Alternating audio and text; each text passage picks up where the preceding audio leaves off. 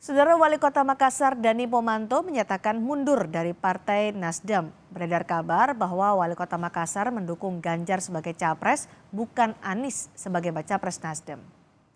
Wali Kota Makassar Muhammad Ramdan Pomanto atau Dani Pomanto mengaku mundur dari Partai Nasdem dengan berbagai pertimbangan. Di antaranya ingin fokus pada keluarga dan juga karena alasan politik. Pengunduran diri Dani Pomanto terkuak karena surat pengunduran dirinya bocor ke publik. Selain Dani, anak dan istrinya yang juga menjadi caleg Nasdem dipastikan mundur dari Partai Nasdem. Di kalangan warga Makassar beredar isu bahwa Dani mundur dari Partai Nasdem karena beda pilihan baca pres. Saya dengan sangat respect tinggi saya terhadap Nasdem karena alasan keluarga dan karena alasan politik.